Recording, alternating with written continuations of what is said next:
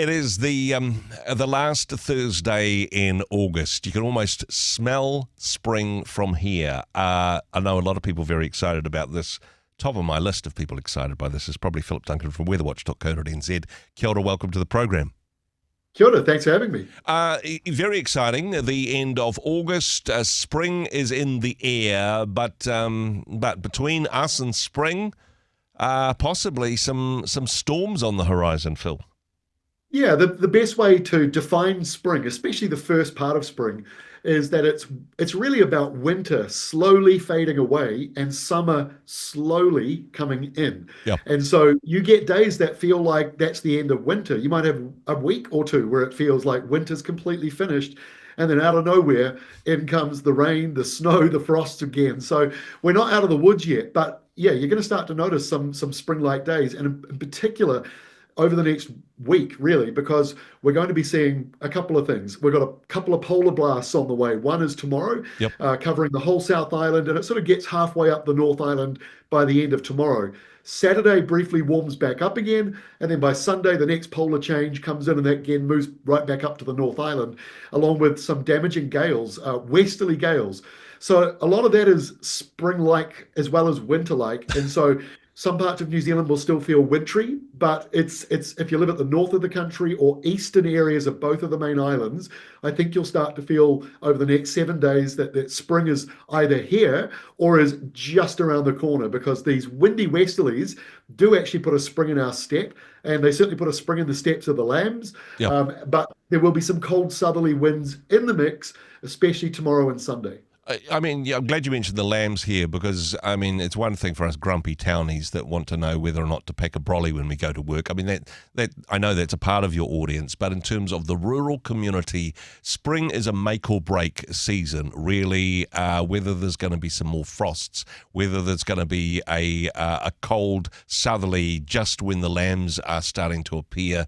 This can be a tough season for the rural community. I'm hoping it's not going to be too bad, but it does start off, well, winter ends, at least on the meteorological calendar anyway.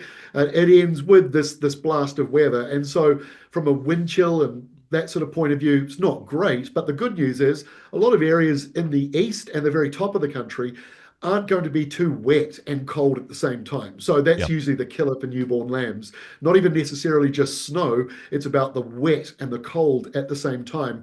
So hopefully we're not going to get too much of that, even with the polar airflows coming in. A lot of areas aren't going to see huge rainfall, although western areas could get thunderstorms and downpours all weekend long, but those western areas may not be as cold as some of the eastern areas, like around the South Island, for example.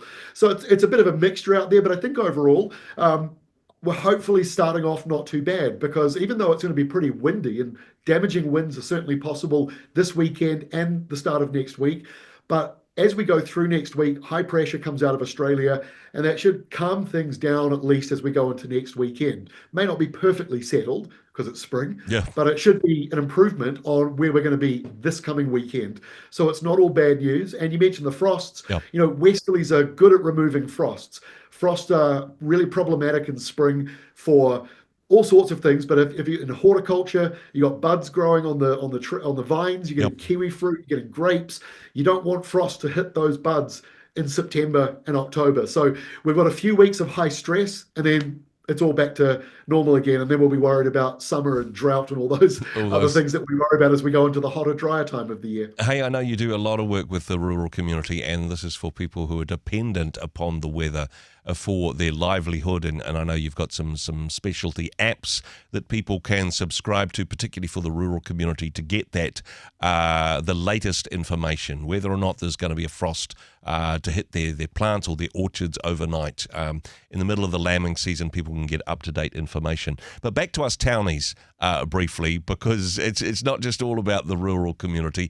You've also got an app which helps us plan our weekends. Now, I appreciate the updates that you do here on Rhema, but with the app, people can very much take Phil Duncan and Weather Watch with them, and certainly keep up to date on what's happening over the weekend. What's the details there, Phil? Yeah, thanks for that. My business partner, Sean, often says that he wants our app to be marketed as you've got a meteorologist in your pocket, although I don't like the term because it sounds weird. But I get what he means, right? It's all here on your phone, Yeah, and all you have to do is download the Weather Watch app. It's free. There's paid services in it, so if you do need frost alerts, yeah, that's in there. We've got free frost maps.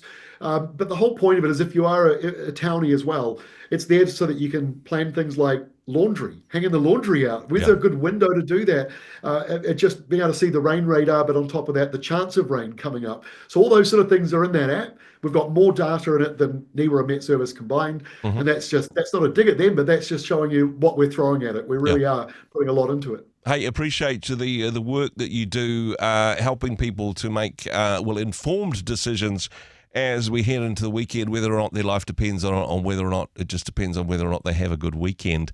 Of course, that is available wherever you get your apps. It is free to download, but hey, if people wanted to find out more, they could also go to the website, right?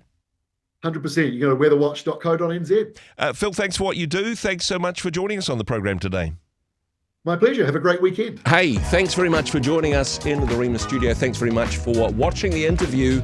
It's kind of nice to have an audience, actually. And if you did like what you watched, then do give us a like, do give us the thumbs up. And if you'd like to see more interviews like that one, or perhaps even better, subscribe and those interviews will come straight to you. Don't forget to turn on your notifications, and we'll see you in the next one. Cheers.